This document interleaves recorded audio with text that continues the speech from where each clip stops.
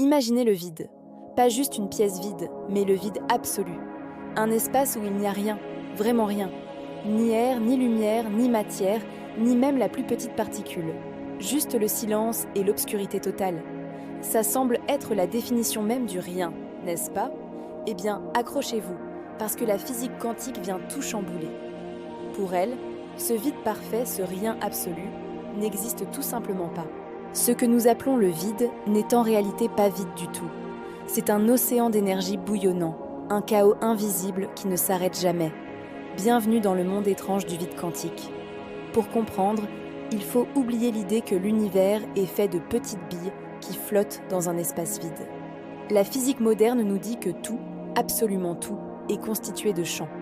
Pensez au champ magnétique autour d'un aimant, mais étendez ce concept à tout.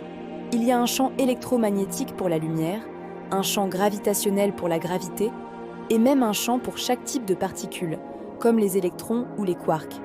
L'univers est une superposition de tous ces champs invisibles, qui ondulent et interagissent en permanence. Alors, qu'est-ce que le vide dans ce contexte? C'est ce qui reste quand on retire toutes les particules réelles d'un espace. On enlève les électrons, les photons, tout. Mais attention, on ne peut pas enlever les champs eux-mêmes. Ils sont le tissu même de la réalité. Et c'est là que ça devient fascinant. Même dans leur état d'énergie le plus bas possible, ces champs ne peuvent pas être parfaitement immobiles. C'est une règle fondamentale de la mécanique quantique. Ils vibrent toujours un tout petit peu.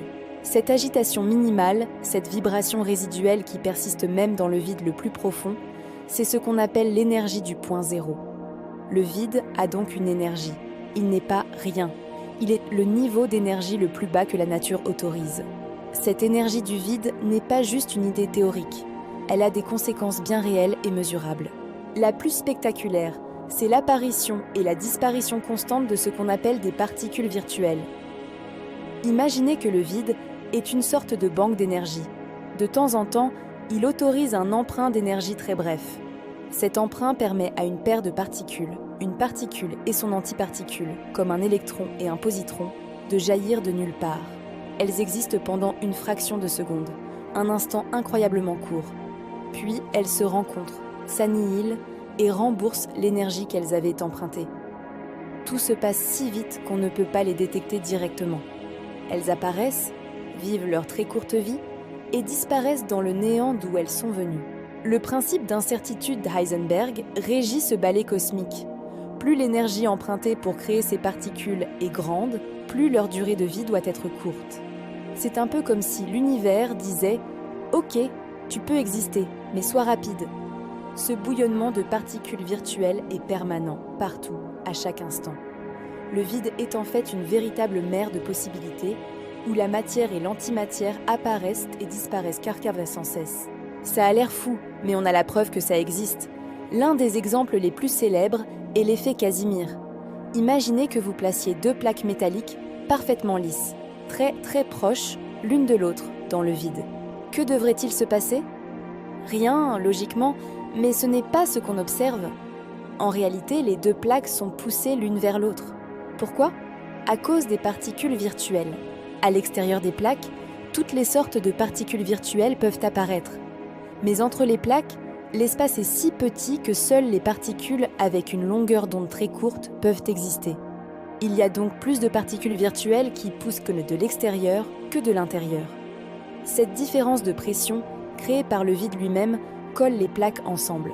Le rien exerce une force mesurable. Et ce n'est pas tout. Le vide quantique joue un rôle fondamental dans la structure même de notre univers. Vous avez peut-être entendu dire que l'expansion de l'univers s'accélère. Les galaxies s'éloignent les unes des autres de plus en plus vite. Mais qu'est-ce qui peut bien causer cette accélération? L'une des hypothèses les plus sérieuses est que c'est l'énergie du vide elle-même, cette fameuse énergie sombre, qui agirait comme une sorte de force répulsive à grande échelle, poussant l'espace à s'étendre. Certains scientifiques vont encore plus loin. Ils pensent que l'univers tout entier, avec ses milliards de galaxies, ses étoiles et nous-mêmes, pourrait avoir émergé d'une fluctuation quantique dans un vide primordial. Imaginez un état initial où il n'y avait rien d'autre que ce vide quantique. Une fluctuation d'énergie colossale, une particule virtuelle exceptionnellement énergétique, aurait pu donner naissance à tout ce que nous connaissons lors du Big Bang. Notre existence entière serait donc le résultat d'un accident statistique dans le vide. Même au quotidien, si on peut dire, le vide quantique est crucial. Prenez la masse des particules. Pourquoi un électron a-t-il une masse ?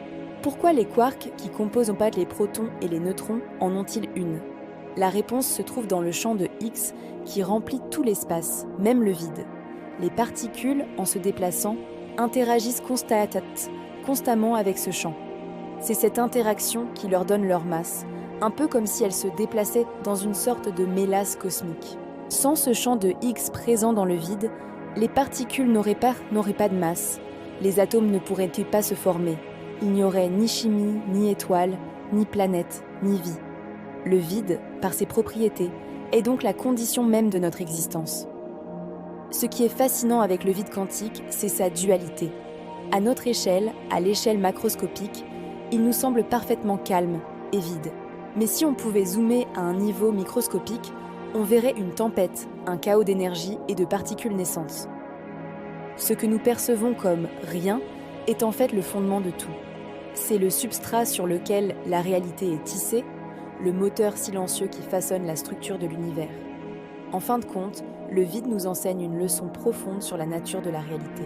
Il nous montre que même dans l'absence apparente de tout, il y a une activité incessante, une richesse, une potentialité infinie. Le rien n'existe pas. La nature, semble-t-il, a horreur du vide, au point de le remplir d'une énergie fondamentale qui est à l'origine de tout. Comprendre le vide quantique, c'est accepter que le monde est bien plus étrange et merveilleux que nos sens nous le laissent croire. Ce n'est pas juste du vide, c'est le point de départ de tout. Merci d'avoir regardé cette vidéo. Si ce voyage aux frontières de la physique vous a plu, n'hésitez pas à laisser un pouce bleu, à partager et à vous abonner pour ne pas manquer nos prochaines explorations. À très bientôt